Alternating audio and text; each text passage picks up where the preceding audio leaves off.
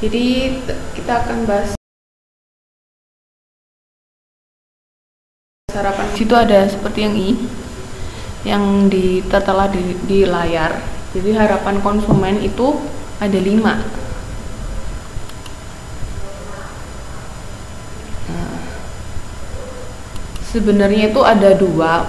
Intinya itu desire sama adequate service. Jadi kalau desire itu harapan tertinggi dari konsumen. Jadi kita berharapnya yang memiliki standar tinggi harapan kita. Pinginnya yang mendapatkan service yang maksimum. Nah, kalau adequate service itu harapan yang rendah, nggak terlalu pengen yang mulu-mulu, asalkan kebutuhan kita bisa terpenuhi. Nah, di antara yang tinggi dan rendah itu ada 5 lagi, ada yang lain, ada beberapa tahapan tingkatan dari harapan konsumen. Nah, kita lihat di sini. Yang paling bawah itu namanya harapan toleransi minimum. Jadi itu harapan paling bawah yang bisa kita terima. Contohnya, saya mendapatkan pelayanan yang tidak baik dari restoran, tapi saya dapat bertoleransi karena harganya murah. Jadi itu sudah paling minimum sekali. Sebenarnya kita nggak ngerasa puas dengan pelayanan yang diberikan, tapi ada sisi yang oke lah, kita masih bisa terima itu gitu loh. Jadi walaupun kita nggak sepenuhnya puas, tapi ada sisi yang masih bisa kita terima, sisi lain dari pelayanan yang diberikan, atau sisi lain dari barangnya atau harganya, macam-macam. Itu harapan toleransi minimum ya, itu yang paling bawah. Terus yang kedua, harapan yang dapat diterima. Contohnya itu, saya berharap restoran ini melayani saya dengan sikap baik. Nah, itu maksudnya apa yang kita inginkan, yang dapat diterima, harapan kita.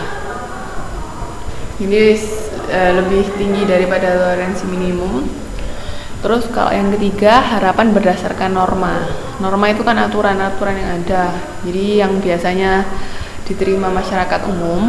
Jadi pada umumnya restoran ini sangat baik. Tapi pada saat saya sibuk, pelayanan terasa lama. Nah, jadi sebenarnya pelayanannya itu termasuk baik kalau dibandingkan dengan yang lain. Tapi ada saat-saat tertentu yang kita nggak bisa menerima itu gitu loh. Nah, misalnya kayak ini, pada saat sibuk pelayanannya jadinya terasa lama, padahal andai kata kita tidak sedang sibuk atau terburu-buru, pelayanannya itu baik banget gitu. Itu harapan yang ketiga. Terus yang keempat, harapan harus bersifat normatif. Contohnya restoran yang semahal ini seharusnya mempunyai makanan dan pelayanan yang sangat baik. Jadi kenyataan yang ada itu seharusnya sesuai dengan apa yang kita bayarkan kan. Maksudnya kalau kita membayar mahal, otomatis harusnya secara logika kita dapat pelayanan yang lebih baik daripada restoran, misalnya restoran ya yang harganya murah. Biasanya kan gitu, karena apa? Harga menentukan kualitas kan. Jadi juga misalnya kalau kita beli barang, semakin mahal harga barang itu, biasanya kualitas barang tersebut semakin bagus. Ya enggak? Setuju nggak kalau kayak gitu kira-kira? Kalau saya sih iya, biasanya kenapa kok kita harus bayar mahal, karena biasanya nanti dapatkan kualitas yang lebih bagus. Terus yang paling tinggi itu namanya harapan ideal dari kita atau keinginan kita. Jadi apa yang kita pengenkan, apa yang kita inginkan kok pengen. Jadi setiap orang bilang bahwa restoran ini paling baik, saya ingin pergi ke sana pada perayaan ulang tahun saya. Jadi ini keinginan kita, itu harapan ideal kita. Jadi jangan lupa ya, ada 5. Dari yang paling tinggi itu desire. Ada yang mau ditanyakan sampai sini?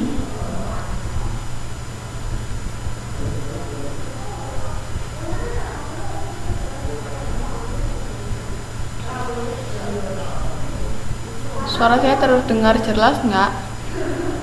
Oke mbak, nggak apa-apa. Jadi ini ya tingkat harapan konsumen, ada 5. Oke. Yang lain bisa dikirim juga jawabannya ya. Saya lanjutkan. Nah, ini tadi yang saya bilang. Jadi menurut Said Holmes sama Brenner, ini mereka ini peneliti, biasanya yang menerbitkan jurnal itu, mereka ini membagi harapan pelanggan itu menjadi dua, kayak yang saya bilang tadi, harapan tertinggi atau desired service sama harapan rendah atau adequate service. Harapan tinggi itu tingkatan pelayanan yang mana pelanggan mengharapkan akan mendapatkannya. Jadi harapan kita maksimum apa yang pengen kita dapatkan dari jasa yang kita pilih. Kalau harapan rendah itu kualitas pelayanan yang masih dapat diterima. Misalnya kita pengennya A tapi ternyata dapatnya cuma B. Nah, itu harapan rendah, maksudnya tapi kita masih bisa menerima pelayanan yang diberikan, itu namanya adequate service, maksudnya yang masih bisa kita terima.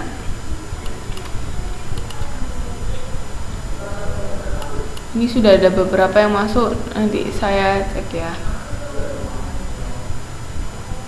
Mbak Nurlela masuk, Mbak Galuh masuk, Mbak Yusni, Mbak Rindi, Wahyu Warna. Ini siapa? Mas Wahyu dah.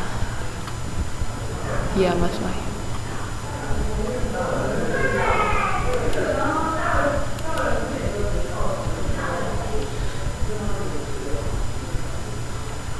Oke, kita lanjutkan ya.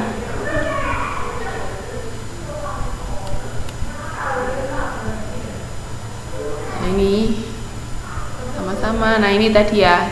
Nah, di tengah-tengah antara desire sudah Mbak Galuh sudah, sama adequate itu ada zona toleransi. Jadi zona toleransi itu di tengah-tengahnya.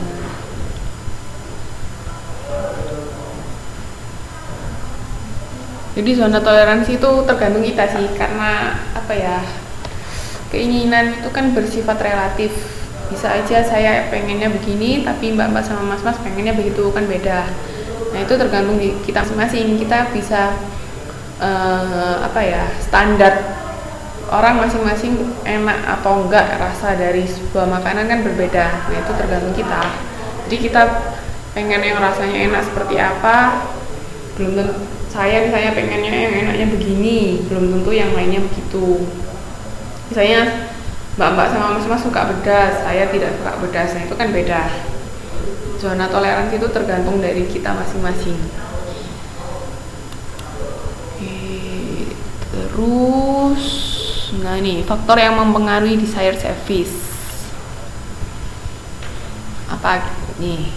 Jadi ini kan desire itu yang kita inginkan. Nah, yang kita inginkan itu, yang mempengaruhi keinginan tertinggi kita itu adalah kebutuhan kita. Ini personal needs sama lasting service intensifier. Maksudnya itu kita tuh pengennya seperti apa. Lasting service itu gimana ya jelasinnya? Kalau diartiin di buku sih, ini filosofi konsumen. Jadi kita tuh punya pemikiran seperti apa tentang pelayanan yang bisa kita terima. Nah, kalau personal needs ini kebutuhan. Nah, karena kita punya kebutuhan dan kita punya standar ya, ini bisa dibilang kayak semacam standar ya, semacam standar, makanya kita bisa memiliki harapan tertinggi dari apa yang ingin kita dapatkan. Jadi itu yang mempengaruhi desired service ya. Jadi ada dua, lasting service intensifier atau filosofi konsumen, sama personal need. Personal need ini kebutuhan personal.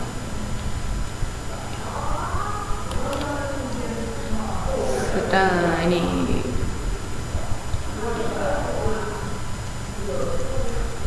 nih, personal service, pernyataan atau kondisi yang diperlukan bagi kesejahteraan fisik dan psikologis pelanggan, merupakan faktor penting yang membentuk apa yang diinginkan oleh pelanggan. Jadi ini kebutuhan individu, personal need, kita butuhnya seperti apa.